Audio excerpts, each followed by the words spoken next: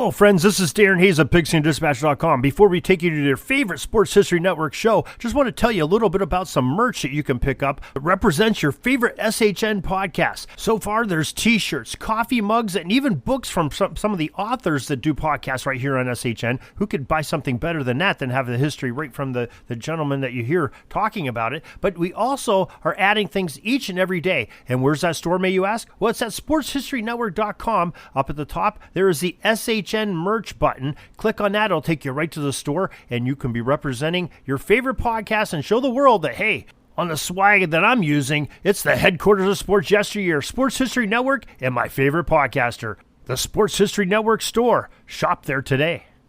Now it's time to take a sports break, a look at sports history on a daily basis. Hello, my friends of sports history. This is Darren Hayes of the Sports Jersey Dispatch podcast. Welcome once again to the Pig Pen, your place for all things great in sports history. And sports history is made each and every day. And we're going to give you just a small sampling of some of the great athletes that made great events happen in their sport and the uniform numbers that they wore while they did it. But before we do that, let's make sure that you know how to get in contact with us. We would love to have your feedback. Email us, and that address is pigskindispatch@gmail.com. Make sure you do that. We'll get right back to you, and love to hear your feedback. Now, those uniform numbers for this October 19th for your sports break. Uniform numbers 3, 6, 18, 15, 9, 4, 24, and jersey number 15. It all starts October 19th, 1932, when Jimmy Fox, number 3, the Philadelphia Athletics, won the American League Most Valuable Player Award. And the Philadelphia Phillies, number 3, Chuck Klein, won the National League MVP.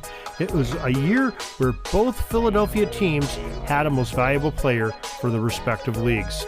October 19th, 1943, the New York Yankees second baseman Joe Gordon, number 6, announced his retirement from baseball.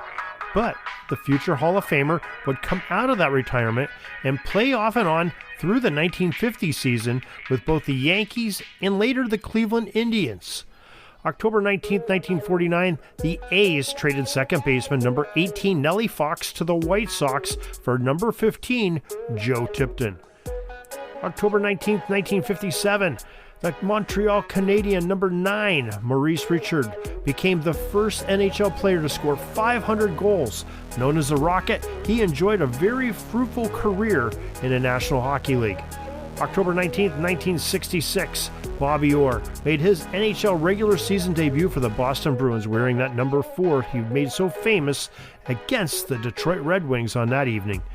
October 19th, 1974, Detroit Red Wings number 24, Mickey Redmond, scored the first hat trick against the Washington Capitals franchise. October 19th, 1975, the Cleveland Browns number 12, Don Cockcroft, kicked a club record 5 field goals in a single game.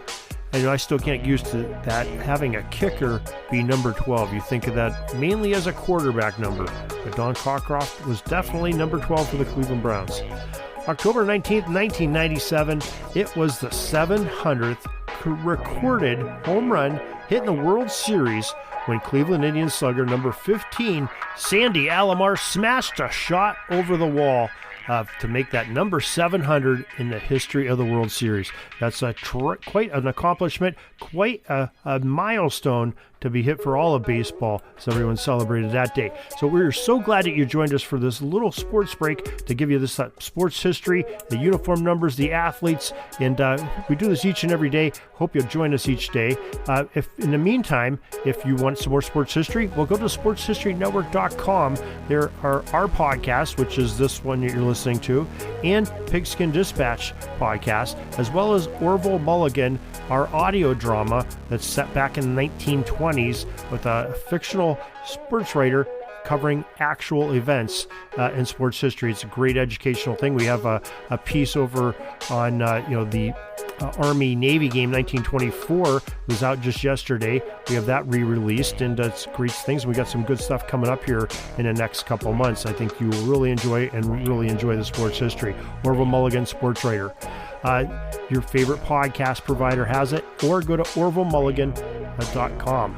Now, also, go to pigskindispatch.com and jerseydispatch.com for more great sports history in writing, and you'll check out our podcasts and everything else we have going on there for you. Till tomorrow, everybody, have a great sports history day. This penalty kill is almost over. I got to get back out on the ice. But thanks again for joining us for another great edition of Sports Jersey Dispatch Podcast. We'll see you tomorrow. We invite you to check out our websites, jerseydispatch.com and pigskindispatch.com. Not only see the daily sports history, but to experience the preservation of great events and people that play the games. Find us on Pigskin Dispatch.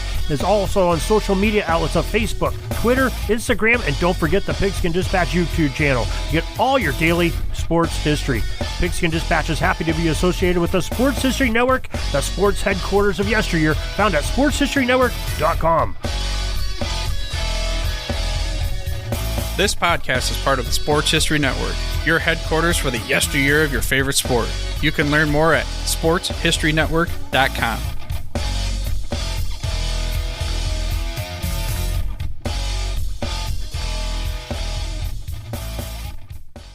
Hi, everybody. Dan and Andrew from Hello Old Sports here. We wanted to drop in and let you know about our latest episode.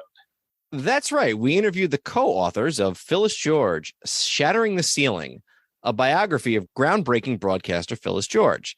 And her life is really sort of a journey through 20th century America, from Miss America pageants to the Kentucky State House to the groundbreaking NFL Today show on CBS, even the Kentucky Colonels of the old ABA.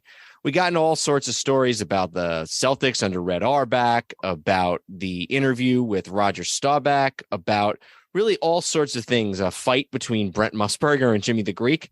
We really enjoyed talking with Lenny Shulman and Paul Volpone, who teamed up to write this book. The book is on sale right now, wherever books are sold. Within reason. Garage sales, probably not. So go ahead and pick up a copy today. And if you want a chance to win the book, you can go to sportshistorynetwork.com/giveaways and register for a chance to win. Goodbye, old sports.